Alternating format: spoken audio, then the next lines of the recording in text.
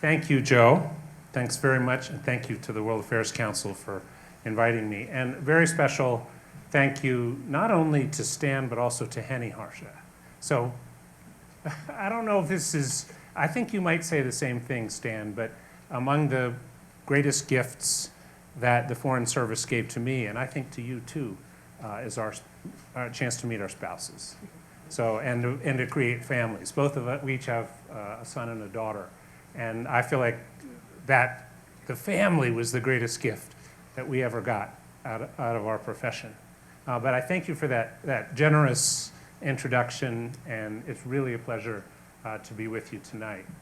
So what I'd like to do is tell you a story from the Nothing is Impossible, the story of reconciliation between the United States and Vietnam. And then also, after talking with Joe and Hugh, maybe a few minutes on business and the opportunities that exist for the United States in Southeast Asia today. But I want to start with a story that begins in February 1991.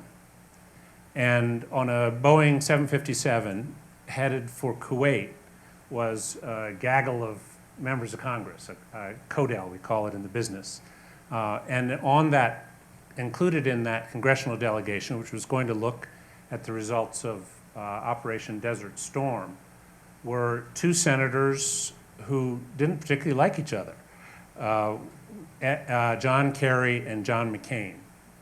One a Democrat, one a Republican, but they'd had very different life experiences and very different experiences of Vietnam. And in fact, the only time their paths had really crossed before the Senate was when McCain campaigned against Kerry, when Kerry was running for the Senate in Massachusetts. So they were not friends. And they probably had never had a conversation in their lives. And then they were seated on the plane 2 feet or 18 inches away from each other. So they didn't have any choice. They had to speak. And they started a conversation on that flight that not only lasted all night when they flew to Kuwait, but lasted for the next couple of decades. And a friendship, a bipartisan friendship that lasted until John McCain's death. They really saw Vietnam differently. McCain was the son and grandson of admirals. His dad was running the whole operation out of Hawaii, the Pacific Command that was waging war in Vietnam. And John Kerry, on the other hand, had really made his name by his opposition to the war. After he came back as a veteran, he threw away his medals and he spoke out very vocally against the war. And that's actually what launched his political career, were the work that he did with veterans organizations that opposed the war. And yet, there they were, stuck on this plane, and they started talking about what was really in America's interest. And they came to the joint conclusion that where we were at the end of the 80s, beginning of the 90s, was not where we needed to be as a nation. We needed to get over the past. We needed to find some kind of reconciliation because it was tearing our country apart. We were still stuck in the debates of the 70s in some ways. It was the era of the Rambo films. And there was a lot of talk about prisoners being held, American prisoners being held against their will in Southeast Asia.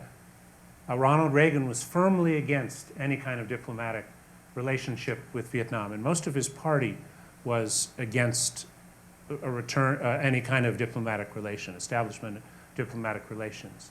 But John McCain and John Kerry decided that night that they were going to set in motion a process that in fact did lead to diplomatic reconciliation.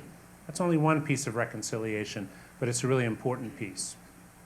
So let me tell you a little bit more about John McCain and what made him think the way he did about Vietnam.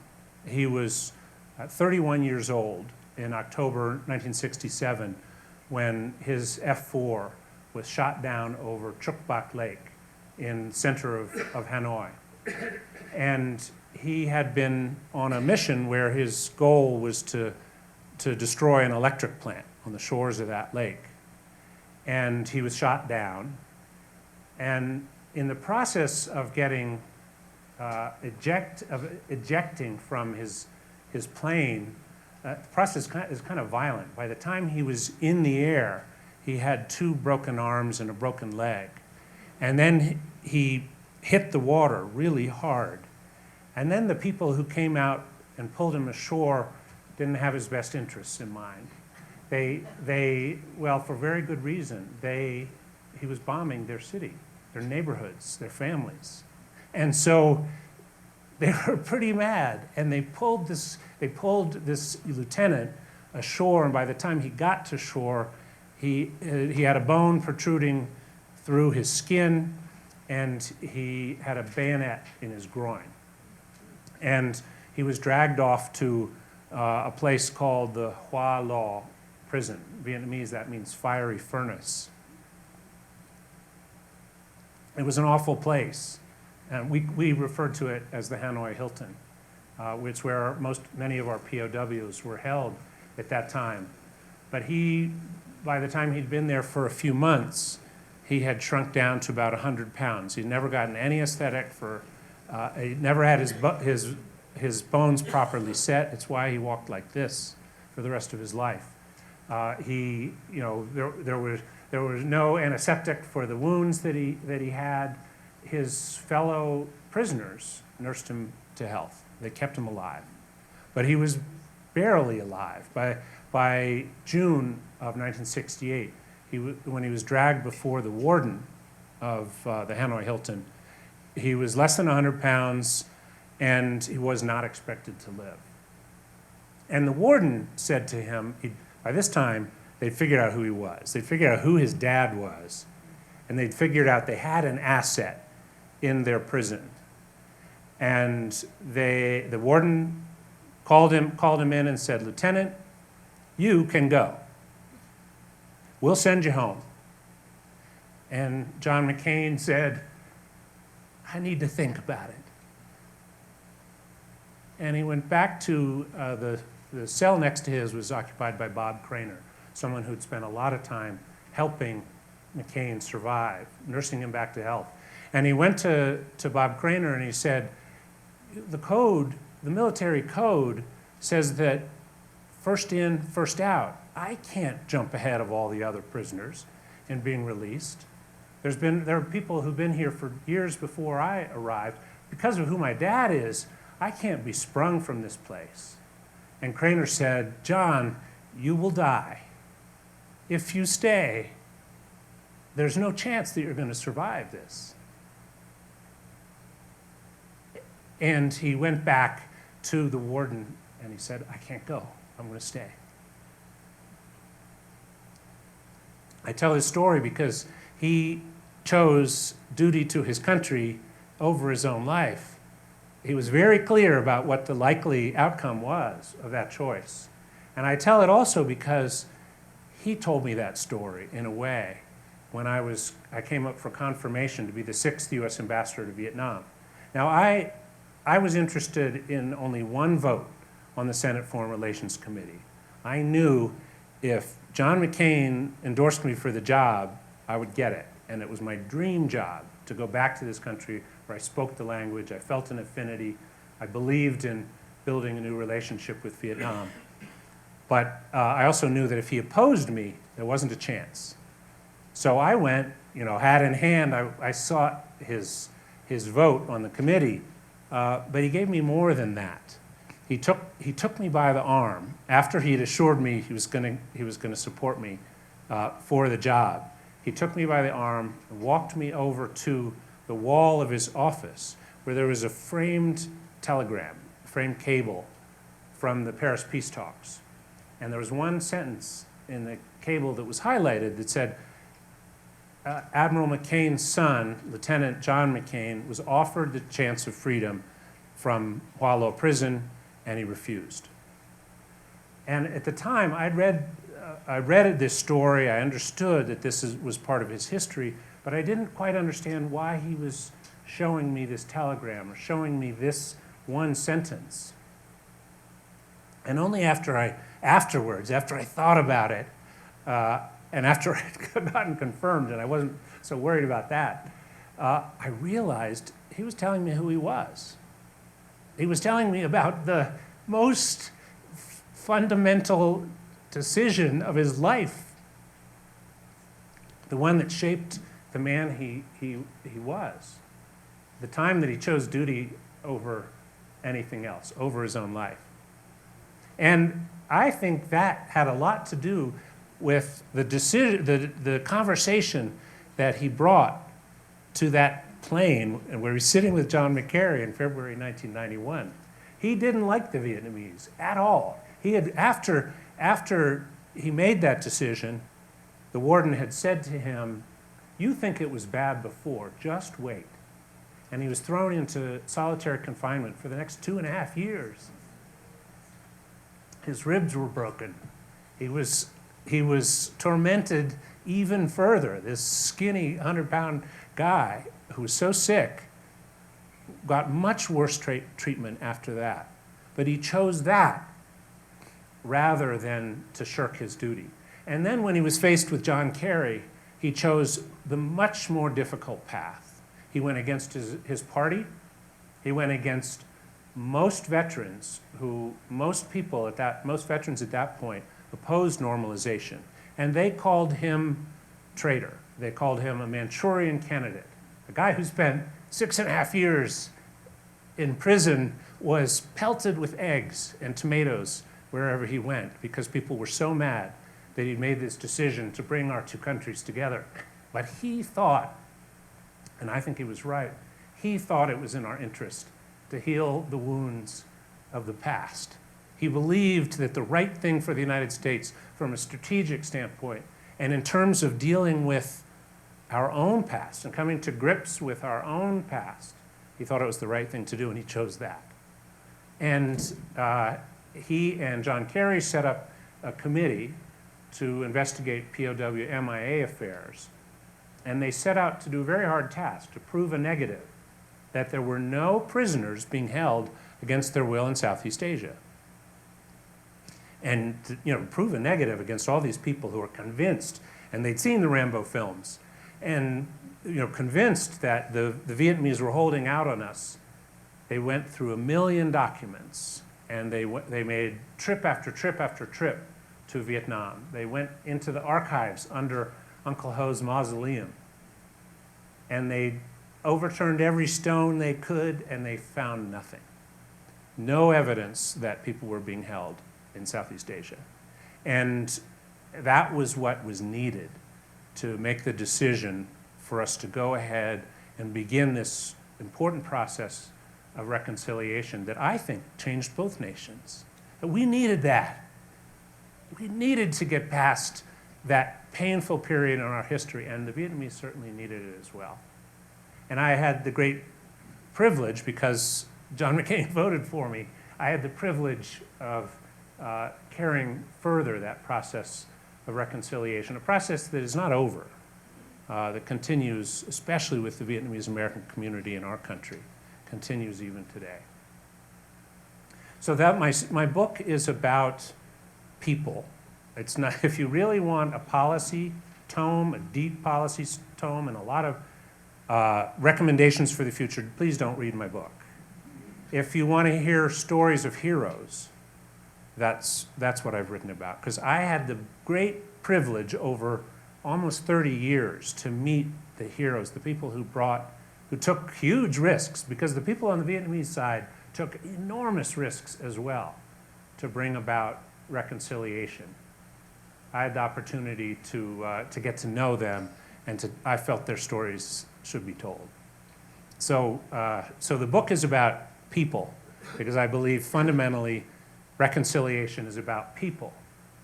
And I tell this story about a Republican and a Democrat who reconciled, because I think it was human beings overcoming their own prejudices, their own differences, their political differences, who came together and did something really important for two former enemies who then became partners. Now, after talking with Joe and Hugh, I think I should also offer just a few thoughts about business and what's happening today in Southeast Asia before I open up to a discussion. So when I first went to Vietnam in the mid-90s, there was a minuscule amount of trade between our two countries, less than $1 million in annual trade between the United States and Vietnam.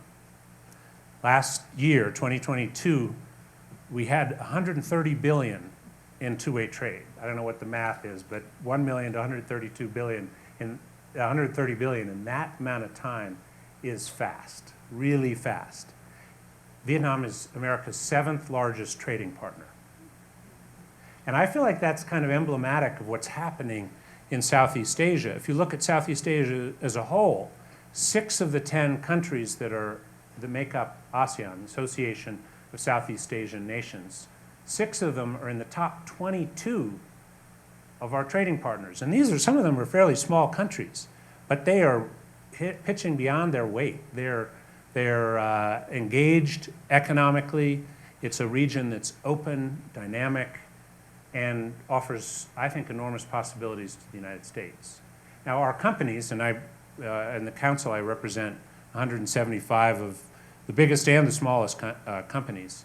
Our companies have recognized this, and American investment in Southeast Asia, in the countries of Southeast Asia, is far larger than our total investment in China, Japan, Korea, and India combined.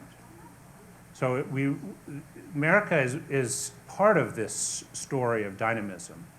Young Southeast Asians come to our schools all the time, and then they've created innovation ecosystems in places like Indonesia, where last year there were 25 unicorns or decacorns in the IT industry, the internet economy. It's the fastest growing internet economy in the world is in Southeast Asia. Indonesia, Vietnam, Malaysia. Malaysia produces the computer chips. It packages, it has a part in the supply chain. It packages the chips that go into our phones and into our cars. And this dynamism is something that I think is going to continue. The Biden administration has launched something called the Indo-Pacific Economic Framework, which is focusing on supply chains and on a clean economy and a fair economy and on trade, including trade in the internet economy, rules of the road in the internet economy. And 7 of the 10 ASEAN nations are part of that arrangement. And so the opportunities are great. Some people look at ASEAN as kind of the counterbalance when it comes to China. And I don't really look at it quite that way. Those countries are also deeply involved in the Chinese economy and in Chinese supply chains, but they very much want to have as strong a relationship as possible with the United States. And the opportunities are huge. It's 667 million people, a third of whom are under the age of 20. So the demographics are very young, and the innovation, the dynamism is palpable when you go there. And the hopes of young people is very powerful when you travel in that region. So I love the fact that I get to continue my work as a diplomat, but now linking the private sector of the United States to the private sector of Southeast Asia. So with those thoughts, I would love to take the discussion anywhere you would like to take it. And I'll do my best, sir. So has North and South Vietnam reconciled with themselves? With themselves. The question is, have North and South Vietnam reconciled with themselves? It took us a while to get over our civil war, and it's taking the Vietnamese a while to get over what was a civil war and a war of ideology, and in the view of many Vietnamese, a war against an imperial power, an outside power. That's the way many Vietnamese look at it. But the Civil War part was real. There are big cultural differences between North and South. North is heavily influenced by China culturally and Confucianism. And Hanoi, for example, is a beautiful, leafy city with a lot of lovely French architecture, beautiful lakes, and kind of a sedate place, at least relatively. There's a great focus on learning and literature and history, and it's a very dignified place in many ways. The South is kind of wild. Entrepreneurs in the South usually are working two jobs, and they're going to night school and learning English, and they've got a business in their kitchen, they're exporting whatever. It's the most industrious place you've ever seen. And it's also, it's a more casual culture. It's more influenced by Southeast Asia than by China. And these cultural differences, I think, are significant. There are language differences. I speak Vietnamese, and it's almost a different language in the South from the North. It's 6 tones in the North, 5 in the South. A lot of the common words are different from North to South. Then there's a central dialect, which is almost incomprehensible, and a Mekong Delta dialect, which is even worse. But the language differences are real, and the ethnic differences are real. So it's taking a long time. And the government in Hanoi puts a premium on stability. The country has been through a lot of turmoil, warfare, not just with us, with the French, with the Chinese, 22 wars with China. And there's a huge premium placed on stability. So when there are protests in the South, for example, they get slammed down really, really, really fast. And there's a more active kind of security network in the South even than in the North. So no, reconciliation is not complete. And the reconciliation between Americans of Vietnamese origin and the country of their birth or their parents' or grandparents' birth, that is not complete at all. Okay, and if you could raise your hand so I can get you the microphone, and we'll get to everybody. So I have a question here, and I have one from you, but just keep raising your hands.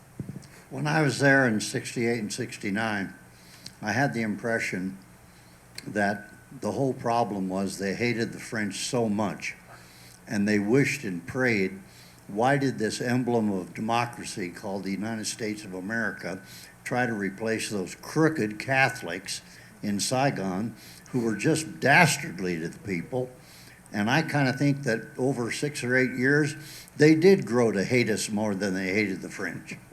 Well, thank you. I'll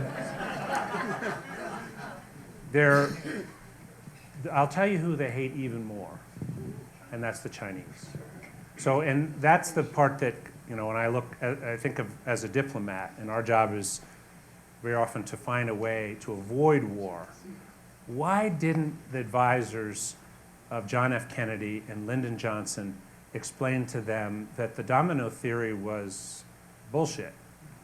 That this is a country that has fought 22 wars against China. It's in the DNA of every Vietnamese person to resist foreign domination, not just from the dastardly French and the dastardly Americans, but most of all, the devils who live in China, who have this very long 1,800-mile border with Vietnam. The most recent war, from 79 to 91, thousands of people each year, Chinese and Vietnamese soldiers, died each year. Now, we were focused elsewhere. We didn't pay that much attention to that war at the time, but the Vietnamese did. And that's who they think of when they think of those foreign devils, most of all. And I had to, when I was writing my book, I had to think, why the heck didn't Kennedy and Johnson's advisors explain to them? And I think you have to look back to McCarthy, the era of Joe McCarthy. He succeeded in driving the Asia specialists out of the State Department. He drove gay people out of the State Department, and he drove anybody who knew anything about China was ejected from the State Department because under suspicion of being a communist. And that meant when it came to good, solid advice for the president, there weren't very many people who could make it. George Ball, I think, very brave undersecretary, stood up to Lyndon Johnson's bullying, wrote an 18-page memo about why we would expend an enormous amount of blood and treasure, and we would not win in Vietnam, And the president didn't want to hear it. He said, keep that guy away from me, and I don't want to see that memo. I want it gone. And, we made terrible mistakes. And I think part of the reason I wanted to write the book is we need to learn from our mistakes. We thought that we could transform a nation as outsiders. We thought maybe we could do that in Afghanistan too. And Vladimir Putin thought he could do that in the Ukraine. Those people in the Ukraine will not give up. I think Vladimir Putin failed to learn the lesson of Vietnam, which is that a mighty local force won't give up. Even if it takes 100 years, they won't give up against a foreign invader. And Ho Chi Minh said, he said, I may lose 10 men for every one whom they lose, but still, I will win and they will lose. And he was right. And I think Ukraine, in the end, will prevail. Ted, how would you describe the government of Vietnam and how has it evolved since the 90s when you were there? It sounds like obviously they're very much into trading with capitalist countries. How has the government changed and what's the prognosis for the government? It's a very capitalist communist country. There are Hermes shops and Louis Vuitton, and there are really nice cars now. There are a lot of billionaires in Vietnam these days. No, there's been a fervent embrace of capitalism, and it really started in the 1980s. There had been after the war, there had been this attempt by Lê Duẩn, who was the head of the party at that time, to collectivize agriculture. And that resulted in terrible famines throughout the country. And people died in huge numbers in Vietnam. And then he was thrown out, and the Politburo made the decision to adopt Doi Moi reforms, they call them. And that's basically change. And Noi Hiep Quốc Tế, which is comprehensive international integration. They made that decision in the mid-'80s, and they never changed their minds. They started that process, and it went on kind of slowly for a while, and then the United States, under Ambassador Pete Peterson, the first U.S. ambassador to Vietnam, first U.S. ambassador in Hanoi, and my boss, and wonderful man, he negotiated a bilateral trade agreement with the Vietnamese. And the terms were such that it also enabled Vietnam shortly after to join the World Trade Organization. And that was in the early 2000s. And it was from those decisions, the Doi Moi reforms, integration into the world economy, work with the United States and the WTO, that 2008, boom, it took off. So there was this kind of gradual growth, and then all of a sudden from 2008 on, whoosh, shot through the air. Last year, 7.5% growth, annual growth. And this year is expected to be over 7% growth. And this is even for the recession in the United States. So they made the decision to go for it, and the world community, especially the investor community, as of 2008, decided to bet on Vietnam.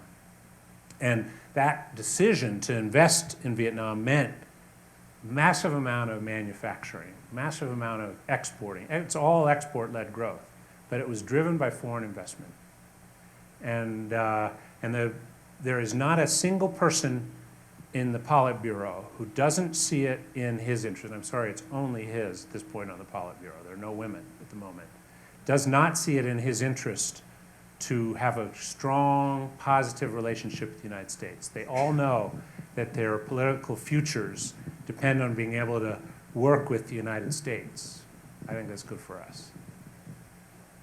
Question from Richard Moore, former consul general of Hong Kong. Oh, great. Hi, Ted. Welcome to, I was going to say Golden, but is this Golden? I'm not sure. Anyway, Claire and I spent 32 years in the Foreign Service. I had 2 assignments at the American Embassy in Saigon, late 60s, early 70s. Then we went on to become China Hand. So really appreciate your coming and sharing your thoughts. I want to follow up on the question about the government. We lived in Beijing, 76, 78, U.S. liaison office, very much involved in trade and political policy decisions that were made in Washington. And I have to say, Ted, the way you've described the government and what they've been doing reminds me somewhat of what's happened in Beijing over recent years. Yeah. Marxist-Leninist systems, which are top-down, they do what they feel is good for themselves, opening up to trade, the economy, and so on, which I think is great, and I support that with Vietnam. But how would you respond to the question of, you know, a Marxist-Leninist system can turn. The people at the top and the Politburo, they can change. And as we see with Xi Jinping and others in Beijing, they've decided to go a different way rather than continuing to open up. So should we worry about, somewhat at least, that the supply chains were moving from a Marxist-Leninist system in China down to Vietnam, and I do support that continued trade, but should we worry about we're moving from one Marxist-Leninist system to another? Thank you, and thanks you both for your service to our country. It's not just military people who serve our country. I'm surprised too, but thank you for coming tonight to this beautiful, beautiful place. I'm going to tell you a little bit about Nguyen Phu Trong. So the counterpart to Xi Jinping, the head of the Communist Party in China, the head of the Communist Party in Vietnam is Nguyen Phu Trong. He cut his teeth as a professor of Marxist ideology and Ho Chi Minh thought. Not really someone you'd think of immediately as a great capitalist. The most significant thing I did as ambassador was bring Nguyen Phu Trong to the Oval Office for a meeting with Barack Obama.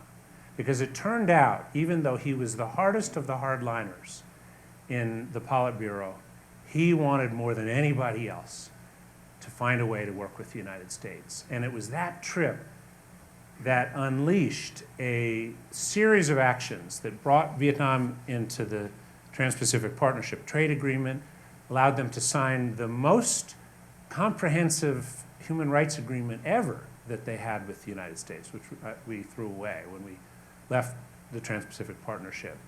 But all was not lost because it also allowed the opening of an American-style university with academic freedom in Ho Chi Minh City, Fulbright University, Vietnam.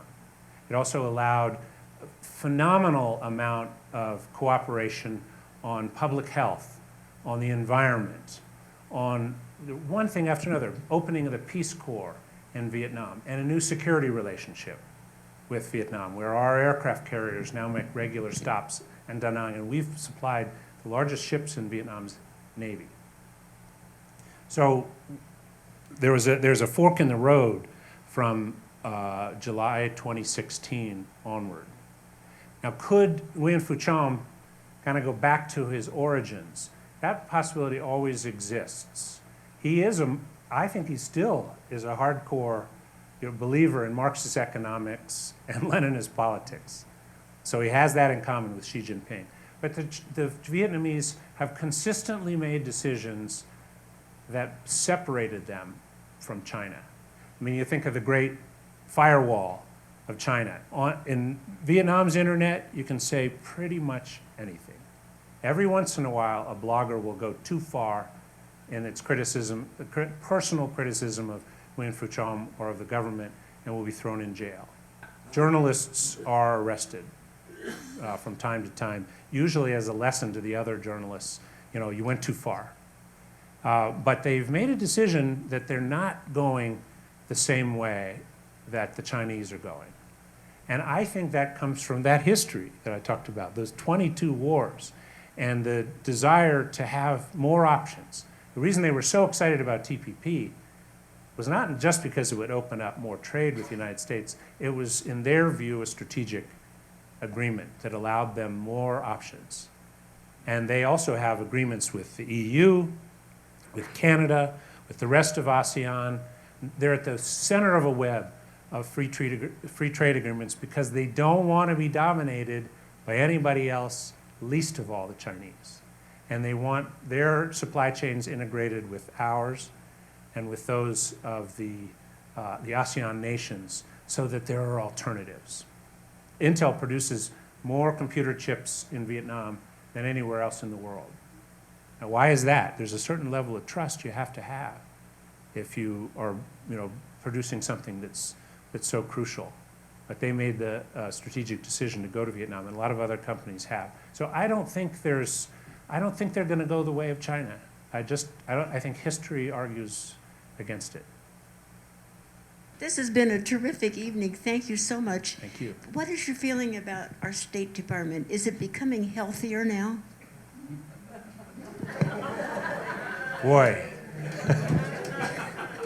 And I'm going to admit a bias right up front. Tony Blinken and I were classmates. We worked on the Harvard Crimson together. I hosted him twice in Vietnam. He is a wonderful person and a great, great, great diplomat. There were some of us who resigned early on in the Trump administration because we felt that we couldn't do what we were being asked to do. There's some very senior people who resigned. I resigned because I was asked to do things that I didn't want to try to explain to my children because I didn't think they were right. And there was a swath of people who left during that time, including a lot of people I really admire. But there were people who stayed, people of integrity and courage and conviction who stayed. And I'll cite one, I won't say her name, but there was an ambassador in my region in Southeast Asia who called me. I was kind of a mentor to her, and she said, Ted, I can't stand this. I think I'm going to have to go. And I said, please stay. Somebody's got to rebuild. And she kept her head down, and now she's an assistant secretary. And she's part of this rebuilding process because the State Department was hollowed out. I'm going to confess my bias, the other biases here. I think Pompeo and Tillerson had a fierce competition as to who could be the worst Secretary of State in American history. I think Tillerson wins. He got the lowest of the low, and he decimated the State Department. And Pompeo at least sort of understood how the State Department worked. I think he politicized almost everything, and that was very hard on the State Department, especially on its senior people. But I don't think it was quite as bad as Tillerson. Tillerson was the pits. And they're gone, and there's this effort being made to build it back up. And I think it's going to succeed.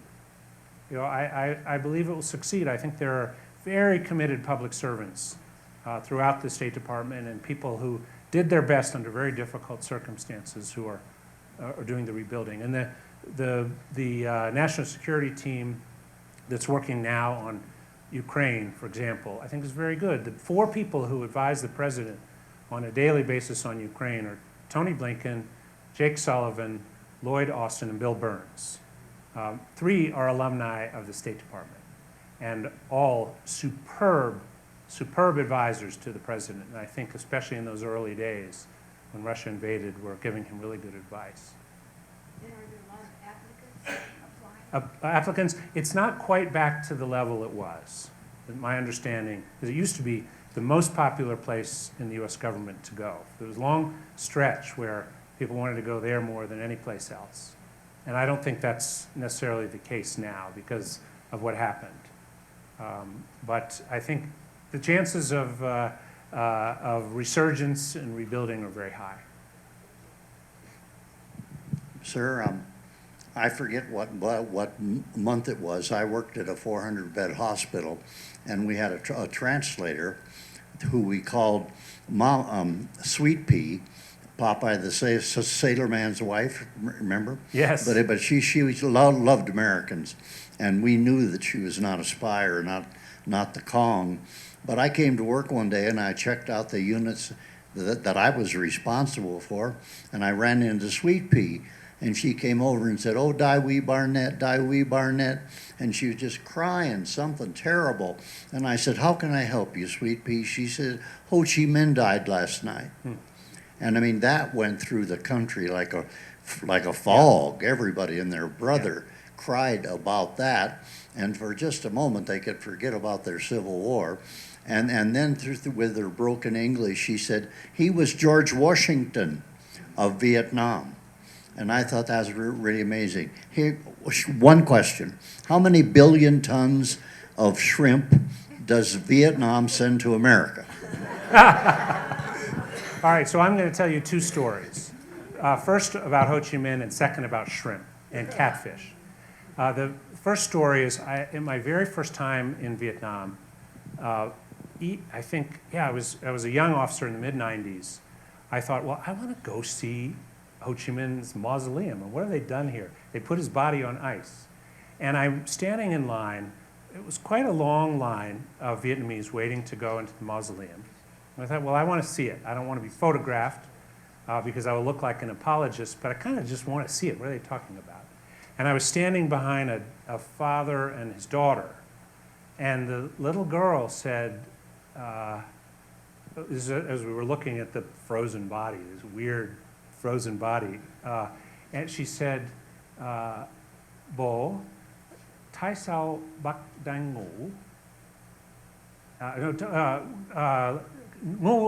Bác làm gì? She said, bác làm gì? And her father said, bác đang ngủ. What is uncle doing? And the father said, uncle is sleeping. Uncle. Would we call George Washington uncle? No, we would call him president. But for them, it's an intimate term. Uncle, just older than my father, because there's different terms for uncle. It's very important to understand these familial relationships. He was a slightly older uncle, but she wasn't calling him president of the country. Chutik is the word for president. She called him uncle. And that was the sentiment. He was an ascetic. He was a nationalist. I think he was barely a communist. Okay, he'd learned from the French, basic lessons of communism. He wrote to Harry Truman 7 times, begging for some acknowledgement that Vietnam sought independence. Unfortunately, the CIA did not pass any of those letters to Harry Truman. I don't know that he would have answered them. He was very focused on Europe. He was very focused on the needs of the French. So, perhaps he would have done nothing. But I keep thinking, you think about history and, what would have happened if we'd taken a different course way back then? So anyway, I think he's viewed as a nationalist above all and incorruptible. Now, shrimp, and more importantly, catfish. So I was held up for 6 months when I was trying to get confirmed. I used it to brush up my Vietnamese, and it was okay, but I really wanted to go to Hanoi. I was ready to go. It was my dream job, a dream come true, to go there as ambassador. And there was a senator from Louisiana, David Vitter, who had held me up because of shrimp and catfish. And I called a friend of mine who'd done much more work on Capitol Hill than I did, was very wise, and he said, Ted, you want to go to Hanoi? Learn everything there is to know about shrimp and catfish, and go talk to David Vitter. And so I did. I learned everything there was about shrimp and catfish. I have a stuffed catfish on my couch that one of my colleagues gave me as a result of this, because I went and talked to David Vitter, and I made it clear, I will uphold the laws of the United States, but you got to let me go there.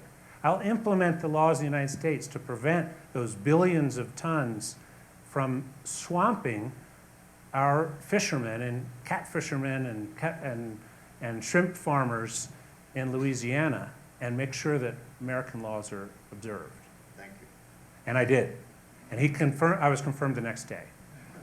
So I'm grateful to Catfish. I got confirmed, but I also, I reminded him, I will only uphold the laws that are written and passed by the Congress. If you're upset with the laws, that's your job, Mr. Senator. You said gently. Yes, I said it gently, very gently, and he confirmed me. It was a very cordial meeting. Okay, we have another question here, and before we finish today, I'm going to ask you about 2 of the most meaningful stories that I had the benefit of hearing today. Okay, all Okay, right, so all right. Thank you. Hi, thank you so much. So it strikes me listening to the gentleman in front of me's question, and it struck me when I visited Vietnam a little more than 20 years ago, that the Vietnamese are very elegant and schooled in American history, and often make analogies in order to help Americans understand some of the feelings and thoughts they have about their own Yes. nation and the importance of freedom and independence. It strikes me that as we have an increasing block of Americans who are dedicated to the idea of isolationism, that perhaps it would benefit American children to learn more about the true history of Vietnam and America's involvement there, including an acknowledgement of harms, which, as you illustrated by John McCain's story, was not a single channel of harm. That's right. But when I visited Vietnam, I was really struck by the museum in Saigon Yes. and the way that the war is memorialized there, and how different that was than the way I was taught that history, but how similar it was from the history that I was taught by my relatives who served in that theater. Yes. So I would just love to hear you speak to, since we're talking about this personal connection and the importance of it, the ways that as Americans, we could do a better job of humanizing folks that we may never come into contact with, who are thousands and thousands of miles away, Yes. in order to enhance the momentum towards not only creating peace, but maintaining that kind of peace. Yes. So thank you. Thanks very much. So I write a lot in my book about the importance of honesty. It's my view that if you can't be honest about the past, it's really hard to carve out a different future. You've got to be brutally honest sometimes. And we were fighting a bad enemy. That terrible things were done by our enemy, including after we pulled out of Vietnam. There were thousands and thousands of people who went to re-education camp who never recovered from the experience. So it's not that, you know, the other side was completely blameless, but we did, among other things, drench much of the soil with dioxin. And that was something that I was left to deal with. The good news is that the third U.S. ambassador to Vietnam, on the subject of dioxin, Agent Orange, dioxin is a byproduct of the production of defoliant Agent Orange. The third U.S. ambassador to Vietnam, Michael Marine, who's often forgotten in the annals because his accomplishment was a really tough, gritty one. He grabbed the third rail of U.S. politics and said, we've got to acknowledge what has happened as a result of dioxin in this country. We had been dealing with it at home with regard to our veterans, but we hadn't acknowledged that Vietnamese had also been affected by the production and use of dioxin. And he said, we've got to have an honest dialogue about this. And he was able to persuade George W. Bush when he came to Vietnam for the APEC summit, when he was president, to start the process of an honest dialogue, especially between scientists, that would lead to action. And it took a while, but the fourth U.S. ambassador to Vietnam launched a cleanup project at Da Nang Airport, which is one of the three places most heavily soaked by dioxin. And in that museum that you visited, today there's a picture of General Nguyen Chi Vinh, who was my counterpart in the military, and me, side by side, plunging our fingers into the soil. Now, I have two small children. I would not have put my hands in that soil if it weren't clean, but we cleaned it. We used US technologies. We put the soil into an oven the size of a football field and baked it for 6 weeks at 362 degrees Fahrenheit. It was expensive. It uses a lot of electricity. But we wiped out all the dioxin using that process. And then I spent the rest of my tenure as ambassador trying to make sure that we did the same thing in Bien Hoa. Bien Hoa was the biggest, worst of all the sites. We dumped the most dioxin there, and it was still running through the creeks. And one point I visited and I walked along this creek and I saw children the age of my children playing in the creek, and I knew that fisher people were pulling fish out of the river into which the creek flowed. And there were monks living along the creek. There were 75 families living along that creek, and we still hadn't cleaned it up.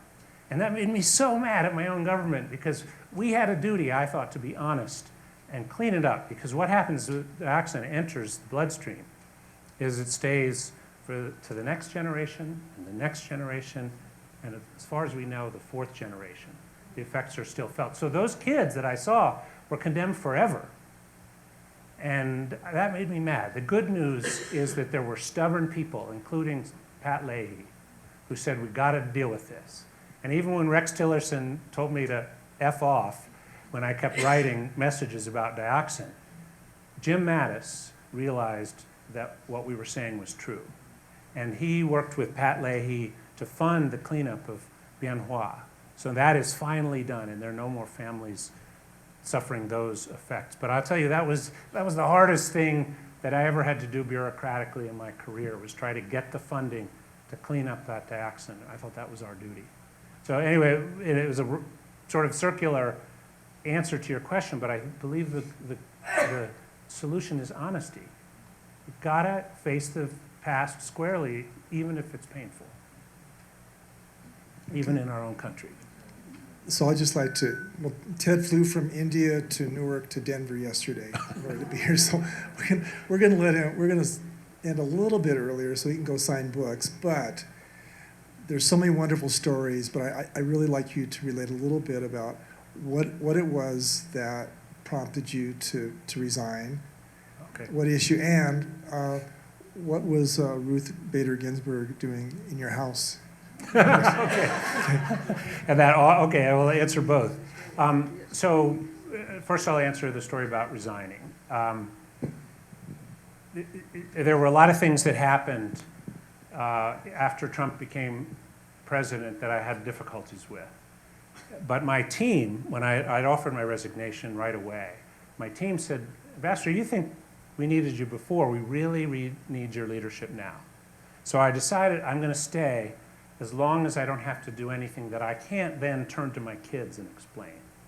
If that was my litmus test. If I could say to my kids, Papa did the right thing, then I could do it.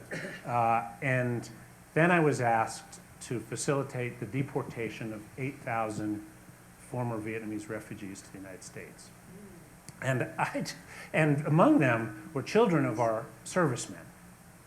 And most of them were refugees who'd left right after 1975 on boats, many of whom didn't speak a word of English, and they hadn't managed to get citizenship for one reason or another. Maybe their papers had gotten lost. There were no computers. So, maybe they submitted the papers 3-4 times and they got lost. And then they gave up, or they didn't speak English and they got involved in gangs and got involved in some criminal activity. And there was one guy named Tuan, I remember, who had stolen a car, and he'd gone to prison for 3 years for stealing the car. But then the administration was saying, oh, well, that's not enough. We're going to deport him back to his country. Now, the country he left had a yellow flag, and the country he was deporting back to was the country of his enemies with a red flag and a yellow star. No family there. He was American. All of his people were in America. He had built a supermarket where hundreds of people were working for him. He was paying hundreds of thousands of dollars a year in taxes. His family was in the United States, and he was going to be deported back to his country. And I just thought this was about as un-American as anything I could think of. Stephen Miller was driving the policy. And I am certain that if they were Norwegian, he wouldn't have been trying to send them home. They were not, the people he was trying to send home were not white. And I did everything I could to slow this down. I mean, is there a deep state? Well, yeah, you can, if you're a bureaucracy, you can slow things down. And so I stuck sticks in the spokes of the wheel, and I slowed it down. And I kept telling Tillerson, my favorite guy, and H.R. McMaster and others that they were going to ruin, I thought this is one thing that might work, they would ruin the president's visit to APEC if they pursued this policy. But they said they didn't want to hear about it. And 6 days before the president arrived, and I'd done my duty, I was trying to set up a successful visit for the president of the United States. Whether I liked him or not, he was the president of the United States. And 6 days before he arrived, they sent me a one-way ticket. And I left, I resigned, and someone came in who was willing to carry out that policy. But I wasn't, and I went public, and I told people about what had happened. Thank you. And I published this true story, and I went on to the media with it, and it became a political issue. I didn't think it should be decided in secret by Stephen Miller. I thought this was something the American people should consider. And then we had a midterm election, and 4 Congress people running in heavily Vietnamese American districts lost their jobs. And maybe there was a connection, because I don't think the American people would like that. I really don't think that is the right thing. Anyway, I didn't like it, and I didn't see how I could face my children if I carried out that policy, so I didn't. So for me, the only option at that point was to resign. So then there's actually a more fun story than that one. When we first arrived in Hanoi, you think a little bit about the picture you'll present when you arrive at the airport, you're about to present credentials in a new country. And our picture was of a 3-generation family. In Vietnamese, that's Một gia đình ba thế hệ, a 3-generation family, which usually is any house has a 3-generation family in it. But our family still looked a little different. My 85-year-old mother, my black husband, and my Mexican-American adopted son. So, we were a little black, white, and brown. President Obama called us like a Benetton ad. But and then we adopted our daughter, who also was of Mexican-American origins. And then the Supreme Court made the decision about Obergefell. The decision that our marriage, as we had married in Canada, our marriage would be legally recognized in all 50 states. And then she wrote to us and said, I'm coming to Vietnam, can I stay at your house? And I thought, RBG? Stay at our house? Yes, we would love to have you stay at our house. So I wrote to her and said, please come stay at our house. We'd be so honored if you would. And she came with her daughter. And a friend of mine said, after this Obergefell decision, I wonder if she wouldn't be willing to renew your vows. It was 10 years after we'd gotten married. But I thought, well, that's chutzpah to ask her to do that. She's a Supreme Court justice, but I'll write and ask. And I wrote and asked, and she said, I'd be delighted. And then in our living room, with a lot of people around, she renewed our wedding vows. And it was, it was for us a powerful experience. We'd been thinking in political terms. It's a conservative country, but they're, like any country, there are gay people. And won't some of them feel a little better if they can see that there's someone who's visible, who has a job and a family, and is, being who he is? And in fact, that was the truth. And that was the way it played out.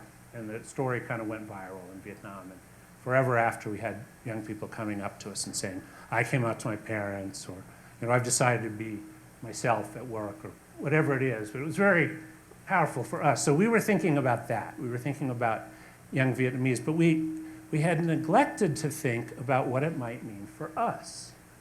Now, when we were married in Vancouver 10 years earlier, it was just us, the 2 of us, thinking about our vows to each other. But when we were remarried in Hanoi in 2015, we had a 6-month-old daughter and a son who was a 1.5 years. And in the middle of the ceremony, our little boy jumped out of Dada's arms and into Papa's arms, and it hit me, oh, that's what marriage is about. This is why we do it. This is why Obergefell is so important, because we are raising our children. And our children deserve to have parents who are married and we deserve to have our family recognized like any other family. So for us, it was a very powerful experience. Thank you.